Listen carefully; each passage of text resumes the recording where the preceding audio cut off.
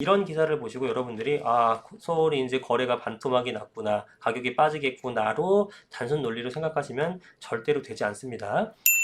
당첨이 되게 되면 최소 이 정도의 차익이 예상된다라는 겁니다. 그러니까 그냥 로또도 아니에요. 슈퍼로또.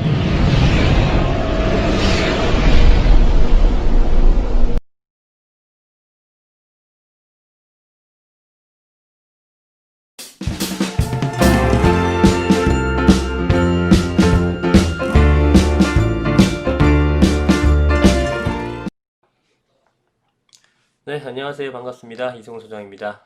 자, 오늘 1월 3일인데요. 오늘은 최근에 주간 뉴스를 한번 살펴보도록 하겠습니다. 자, 첫 번째로 방 한 칸 끼어 살면 10억 차익, 5인 가족 몰린 개포 로또 청약이라는 기사인데요.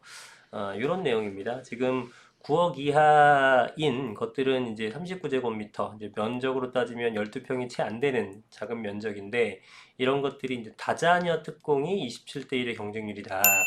그러니까 이제 아주 작은, 보시다시피 이제 침실 하나 있고 그러니까 방이 하나죠. 불량 원룸 형태의 이제 구조인데, 사실 이런 데서 뭐 부양가족이 5명이 넘는 분들이 당첨될 수가 있는 건데, 사실은 그런 분들이 거주하기는 굉장히 좁은 집이잖아요.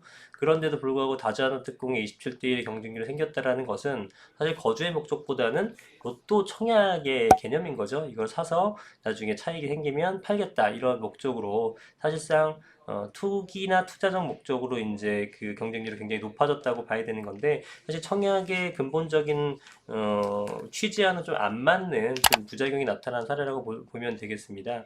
그래서 전용 면적이 10평밖에 되지 않는 이런 곳에, 그 불량 원룸인 곳에 5명 넘게 거주해야 하는데도 특별공급기에 배팅한 것은 당첨만으로 최소 5억 원 이상, 제가 볼 때 뭐 5억 넘죠. 최소 5억이죠. 예, 최소 5억 이상 시대차익이 보장되기 때문이다 라고 하는 겁니다. 그래서 지금 뭐 개포 같은 경우는 굉장히 인기가 많은 지역이죠. 그래서 이 아파트 같은 경우에는 보통 뭐 경쟁률이 26대 1 정도 기록하기도 하고, 그 외에 다른 평수도, 평형대도 상당히 높은 그런 그 모습을 보이고 있습니다. 자, 그래서 지금 보시면은 전용 39형만, 39제곱미터형만 9억 원 이하라 23가구의 특공 물량이 배정됐습니다. 9억 넘는 것들에 대해서는 이제 특공 물량이 배정되지 않기 때문에, 여기 나오네요. 현행법상 9억 원 초과 아파트는 특별공급이 배정되지 않습니다. 그래서 9억 미만인 이런 것들, 작은 것들만 특공 물량이 배정됐는데, 지금 보시게 되게 되면 상당히 많은 사람들이 몰렸다라고 봅니다. 금액도 좀 나와 있는데, 이 아파트는 평당 제곱 평균 가격이 4,750만 원인데 주변이 8,500만 원입니다. 그러니까 거의 반값에 불과한 금액이라서 사실 엄청난 시세 차익을 노릴 수가 있는 거죠. 84, 전용 84, 그러니까 33평의 아파트도 15억 7천에 공급되는데, 주변의 아파트가 25억, 26억에 거래되고 호가상으로 28억에서 30억까지 나오는 곳입니다. 역시 반값 공급이기 때문에 당첨만 되게 되면은 어마어마한 시세 차익을 노릴 수가 있다라는 거죠. 그래서 상당히 많은 사람들이 몰리고 있습니다. 좋은 현상은 아닙니다. 부작용이죠. 예, 정부의 지금 정책에 의한 부작용이라고 보시면 될 것 같아요. 자, 그런 현상 나타나는 거는 뭐 여러분들 제가 추가적인 설명 드리지 않아도 뭐 이런 현상이, 청약의 쏠림 현상이 나타나고 있다는 것은 뭐 잘 알고 계실 내용이고요.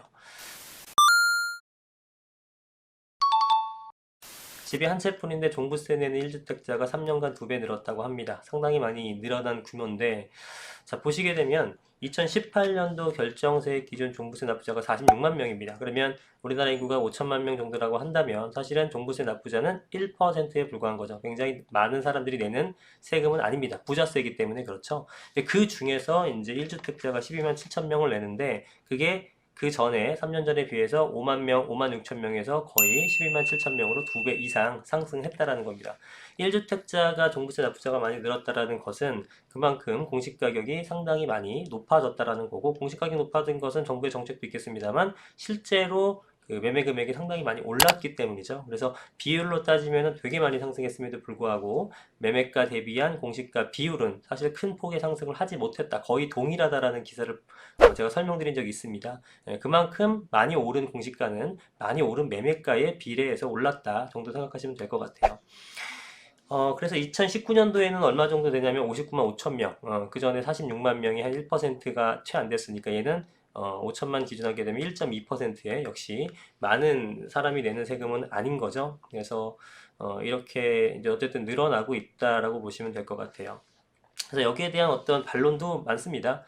부자세에 속하게 되는 건데 뭐 형평성 문제를 제기하고 있다라고 하는데 이런 것들은 뭐 매년 논의가 되는 부분이니까 우리가 뭐 이렇게 관여 부분 아닌 것 같습니다. 규제의 개발 호재 산마청룡 잡아라. 산마청룡이 뭘까요? 여러분이 그 제목만 보고서 산마청룡이 뭘까? 마는 마포울까? 청은 청량리 같고 용은 뭐 용산 같고 뭐 이렇게 느낌이 오시죠?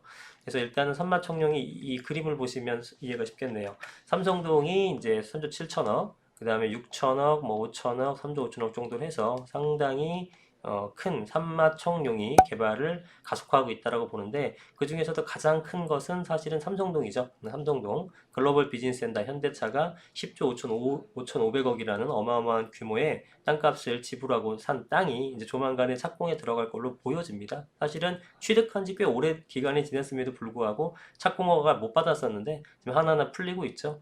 그렇게 됐을 때 이 삼성동 쪽에 일어나는 파급 효과는 엄청날 것이고 그 주변의 송파구 쪽이라든가 길 건너의 성동구 쪽, 자양동 쪽 이런 쪽도 파급이 상당히 클 것이다. 제가 여러 차례 그 영상을 통해서 강조를 드렸었죠. 마곡지구가 뭐 이제 지금 진행된 지 꽤 오래됐으니까 앞으로도 한 4, 5년도는 회사들이 더 입주를 할 예정이고 용산역도 그렇고 청량리 쪽도 개발 밭이다 이런 얘기가 많습니다. 그래서 이런 주변 지역으로 당연히 이제 가격대가 상승하고 있다라고 보시면 되겠죠. 뭐 우리가 알고 있는 내용 한 번 더 확인한 거라 보시면 되겠고요. 9억 원 미만의 규제 풍선 효과, 경기 인천 아파트값 급등세 지속입니다. 지금 보시면 여기도 이제 소제목으로 나왔습니다만 수원 영통의 최고 상승률이죠. 얼마 전에도 그 수원에 5,000대 1 넘는 그런 그 청약 경쟁률이 나타나게 되었고 규제 풍선 효과 이거는 뭐 매번 나오는 얘기라서 더 설명 안 드려도 될 것 같은데 특히나 지금 최근에 뭐 용인 수지라든가 뭐 수원이라든가 구리라든가의 상승폭이 굉장히 무섭습니다. 그래서 뭐 제가 아시는 분도 집이 용인 쪽에 있는데 뭐 내놔도 잘 안 팔리다가 요즘에는 집을 보는 사람들이 족족 다 집을 산다고 해서 일단 보류했다고 하셨거든요. 그런 것처럼 지금 실제로 상당히 기사에 나타난 것처럼 현장 분위기는 대단히 뜨겁습니다. 그래서 수원 쪽이라든가 용인 쪽의 가격이 급등하고 있는 모습을 보여주고 있다라고 보시면 되겠죠. 풍선 효과입니다. 풍선 효과. 그 다음에 12, 16 대책 약발 서울 9억 이상 고가 아파트 거래 반토막 이런 기사를 보시고 여러분들이 서울이 이제 거래가 반토막이 났구나 가격이 빠지겠구나로 단순 논리로 생각하시면 절대로 되지 않습니다. 원래 대책 나오게 되면은 가격의 어떤 변동성을 떠나서 일시적으로는 매도매수 눈치 보기 싸움이 심해지기 때문에 당연히 거래는 줄어들게 됩니다. 이게 가격의 하락을 의미하는 게 아니다라는 것을 여러분 반드시 인지하고 있어야 됩니다. 제가 이 말을 왜 자꾸 드리냐면은 매번 정책 때마다 우리 뭐 가까운 예로는 9.13 대책이라든가 8.2 대책 같은 것들도 그 대책 나오고 나서 3, 4개월 정도 길면 한 6, 7개월 정도 기간 동안에는 가격이 빠졌거나 조정되었거나 내지는 거래가 없었습니다. 그러다가 어떻게 됩니까?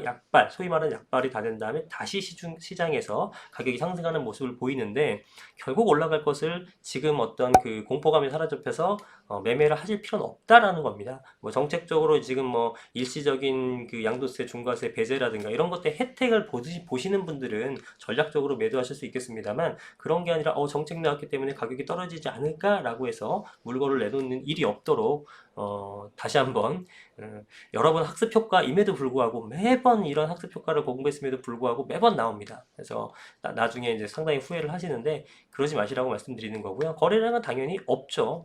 규제가 나온 이후에는 거래가 당분간은 없는 것은 당연한 현상입니다. 뭐 그 내용이니까 특별히 더 찾아보지 않겠습니다.